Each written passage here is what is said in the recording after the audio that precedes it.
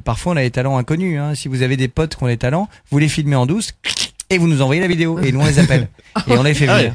Mais ce sera comme d'hab en diffusion à la fin d'année. Je pense qu'on fera comme d'habitude, on tournera les castings cet été. Ce sera en diffusion pour jusqu'à Noël, quoi, comme tous les ans. Une émission qui te tient à cœur, j'ai l'impression aussi. C'était mon émission préférée en fait. Ouais. C'était mon émission préférée à la base.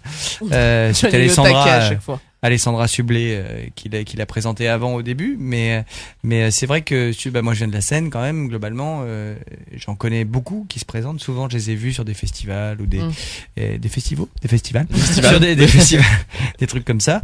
On s'est rencontrés et puis c'est vraiment un métier que j'aime. Donc et si tu veux des émissions à la télé qui mettent en avant le spectacle vivant, il y en a pas 450 000 quoi. Il y a Sébastien sur France 2, mais c'est que des professionnels. C'est pas la même chose. Dans le plus grand cabaret. Donc vraiment, nous on a vraiment un truc où tout le monde peut venir. En plus, quel que soit le talent. Donc c'est génial parce que tu vas pas souvent des imitateurs, tu vas pas souvent des ventriloques, tu vas pas souvent des hypnotiseurs, tu vas pas souvent de danseurs. C'est vrai qu'on voit de tout du coup. Bah oui, tu vois de tout. C'est ce qui marche. En plus, l'émission marche bien. Oui, il y a plein de choses qui font que ça marche. Je pense aussi les gens du jury qui sont assez géniaux. Donc voilà, non, c'est vraiment, c'est assez, et surtout on est vraiment une famille, quoi. C'est incroyable, c'est la seule émission, enfin maintenant l'inventeur puisqu'on a repris exactement la même équipe à part le jury. Mais c'est vrai que c'est la seule émission où on est tous potes, quoi. On est devenus potes dans la vie, tu vois, enfin. Dave a dîné chez moi il y a une semaine.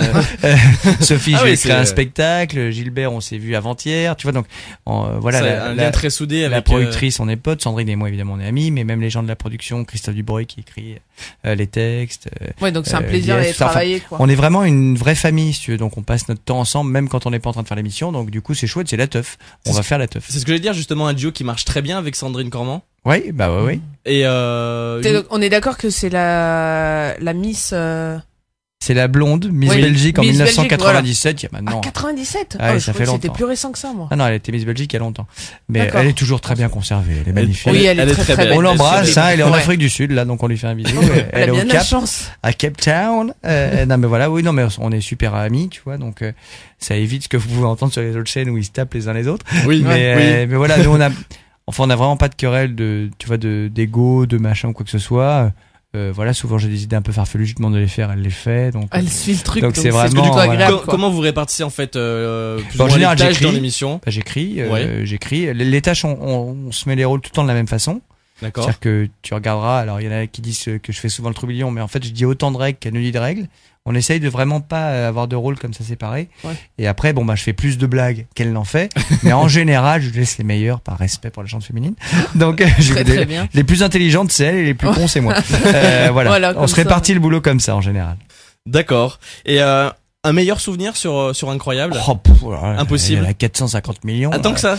Ah oui. Il y a pas un qui t'a le plus marqué, C'est plutôt les pires souvenirs qui te marquent. C'est-à-dire que cette année j'ai eu le vélo, si tu veux, ils font une cascade en vélo, il m'allonge, il me dit y a pas de problème, t'inquiète pas, le vélo va atterrir à 4 mètres.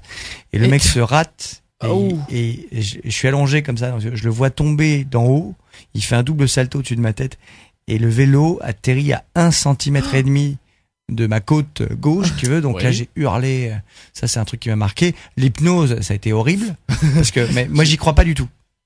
Et encore aujourd'hui, je vais continuer à te dire que je n'y crois pas. La semaine dernière, on a eu justement un hypnotiseur. On n'y croyait pas du tout. Johnny Mal. Johnny Mal qui est venu dans Incroyable Talent. C'est celui qui avait fait le petit lapin. Non, la statue humaine.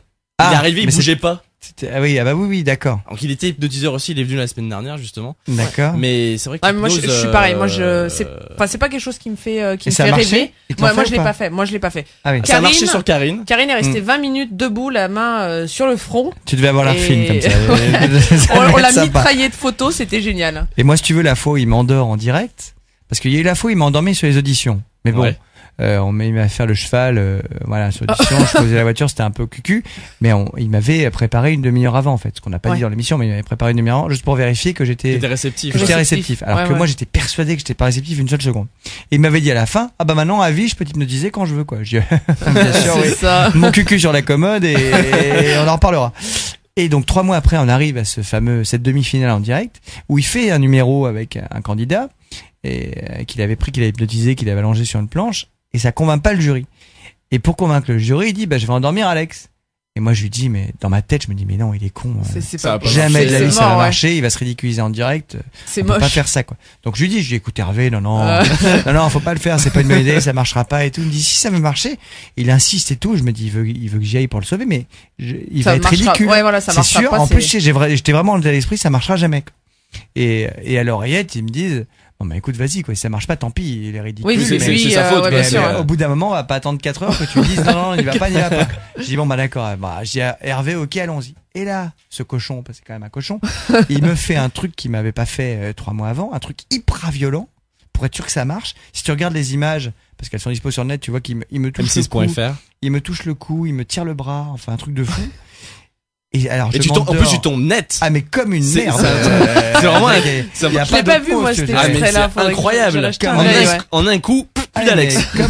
Et surtout, quand tu vois les images, c'est horrible. Quand j'ai revu les images, je les revois plus d'ailleurs, parce que j'ai l'impression que je suis mort, en fait. Ouais, que ça fait vraiment. Je suis allongé par terre, et je suis mort. Enfin, je suis endormi. Et en fait, il a fait tellement un truc violent, ce qu'il m'a expliqué après, il m'a dit que pour pas se rater, il avait fait exprès un truc plus violent pour être sûr que ça marche. Mais celui, il a du mal à me réveiller quand même. Donc il arrive pas à me réveiller. Et là je me réveille et il me fait 2 fois 3, 2, 1. Si tu te réveilles la première fois, bon hop, tu parles que je me réveille. Plus d'Alex, pas du tout. Je suis tout le temps en train de faire dodo. Et finalement, 2e fois ça marche. Mais alors je me réveille, comme il a fait un truc violent, avec un mal de bide. Nickel pour le direct. Impeccable. Et on est en direct, j'ai une horreur et tout, donc je me sens mal quand même après. Hein. Je suis vraiment pas bien et je balance la pub pour me dire bon, je vais me sortir de ce bordel. Ouais, ça t'a retourné. Je lance la pub et on va attendre 10 minutes que j'aille mieux, quoi, tu vois. Et en fait, du coup, il me dit, excuse-moi, mais j'étais obligé pour être sûr que ça marche de te faire un truc hardcore, quoi. Sympa. C'est sympa, mais j'ai quand même une émission à faire, à un moment donné. De rien. Voilà. Et donc, c'est un souvenir abominable, mais à la fois incroyable parce que ouais, parce que de voir 3 mois toujours après. pas, tu vois, je suis toujours. Ce qui est fort, c'est quand même, voilà, après ça, t'y crois pas. Mais non, comment ça se fait? Et je peux te dire, du coup, je l'ai envoyé voir des amis à moi. Il y a des amis à moi qui ont arrêté de fumer grâce à lui, qui ont arrêté de se ronger les ongles grâce à lui. Ouais, c'est ce que, aussi bête que ça, quoi. Mais des trucs de fou. Et donc ça marche, quoi.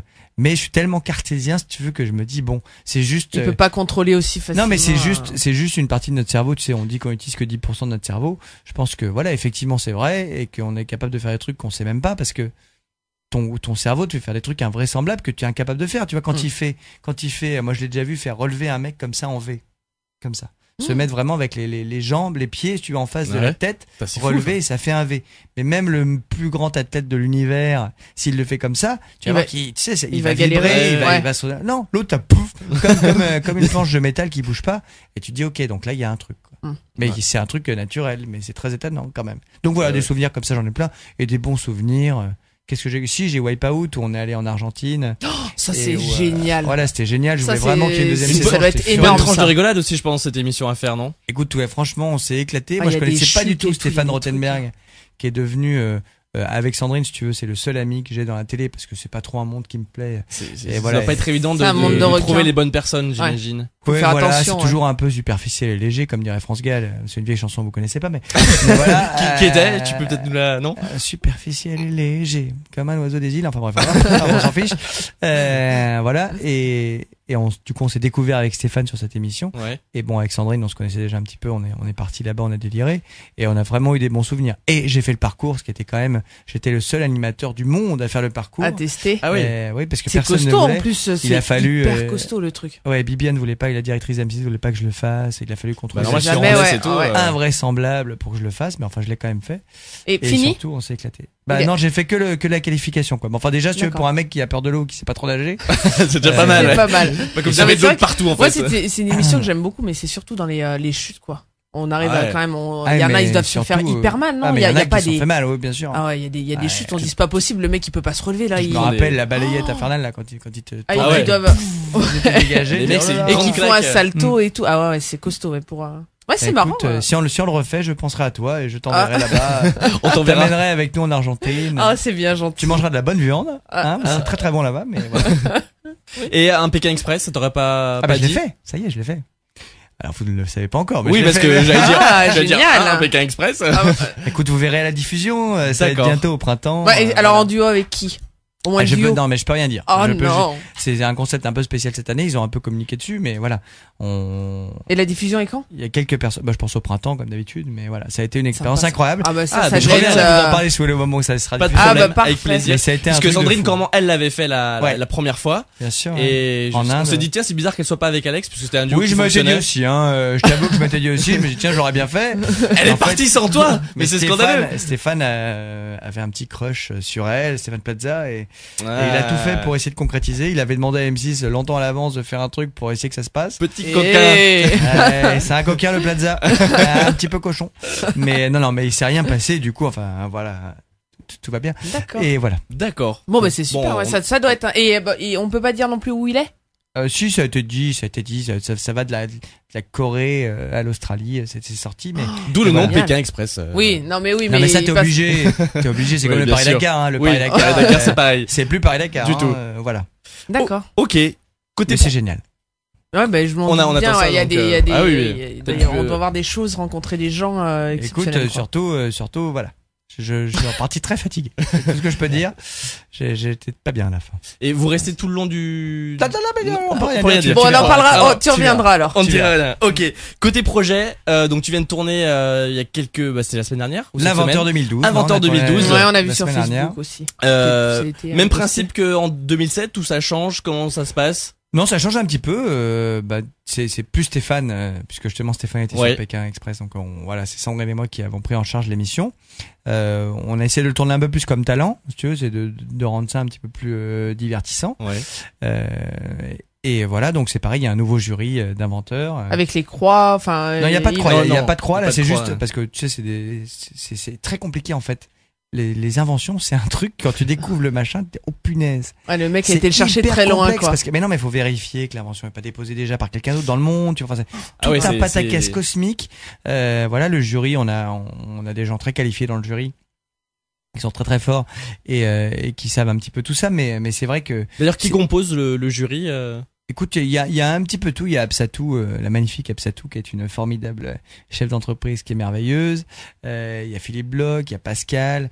Philippe Bloch, qui est un gars qui travaille dans le marketing et la communication. Il y a Pascal, qui était le directeur de Métro France, la chaîne de supermarchés de gros pour les restaurants et tout ça. Ouais. Et Jean-Michel, qui est un inventeur de renom, qui a inventé tous les trucs pour les bébés. Baby Cook et compagnie.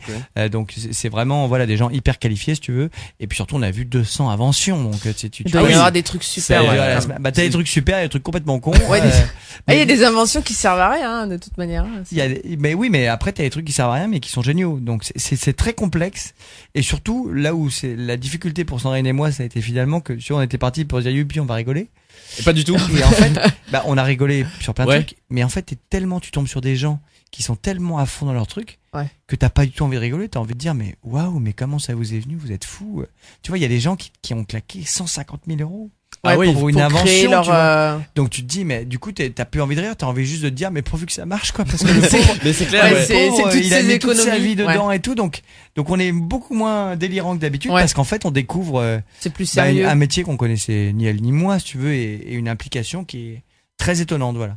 D'accord. Mais ça va être vachement bien, je pense. Voilà, j'espère que ça va être très sympathique. Ça reste drôle quand même parce que tu vois des trucs. Je peux pas vous les dire malheureusement pour les mêmes raisons parce que j'imagine. On peut pas parler d'inventions à cause des brevets, des machins et tout. Mais il y a des trucs tellement drôles et surréalistes que tu te dis d'accord. Faut y penser. Et des trucs tellement ingénieux que tu te dis mais comment on n'y a pas personne n'y a pensé avant quoi. Là, tu veux, je vais mettre un peu de l'eau à la bouche, mais il y en a qui savent maintenant après être passé à l'émission qui sont des futurs millionnaires quoi.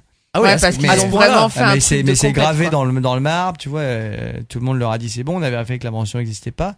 Et maintenant, voilà, ils vont être. Et c'est des trucs tout bêtes où on se dit, mais ça aurait dû être logique, quoi. Pour exactement, mais tout le monde aurait pu trouver. Mais surtout, c'est même pas ça. C'est surtout que tu rentres chez toi le soir, quand on a vu 200 la tu te dis, je ne suis qu'un pauvre con. Et tu te dis, mais pourquoi j'y ai pas pensé? Je serais bien, là. J'arrêterais tout, je partirais en vacances au Guatemala, enfin, peut-être pas au Guatemala. Je partirais en vacances à Las Vegas, et je serais bien, et voilà. Donc, non, ça va être amusant à regarder, en tout cas. Et donc, ça marche, c'est comment le principe? C'est, vous avez sélectionné 200 inventions, et comment les personnes vont élire l'inventeur, 2012? En fait, le jury, ça c'est comme un petit peu comme talent. Le jury choisit les meilleures inventions. Et les inventions qui n'existent pas, tu vois, une fois qu'on vérifie dans le monde et tout ça. Et puis après, c'est le spectateur qui choisira la vraie invention qui lui plaît le plus sur l'année, quoi. D'accord. Ouais, donc pas mal d'enregistrements, c'est ce qu'en 3 jours, c'est ça Ah non, une semaine entière. Une semaine Ah ouais, une semaine entière non-stop du matin au soir. C'est pour ça que je suis malade, parce qu'ils m'ont fait essayer des trucs dehors, dans le froid et la pluie. Ah oui, sympa. Ah, t'as des cobayes en plus. Cool. C'était cool. Oui, bah comme souvent, tu sais, ça m'arrive souvent. Et encore une fois, j'ai fini nu.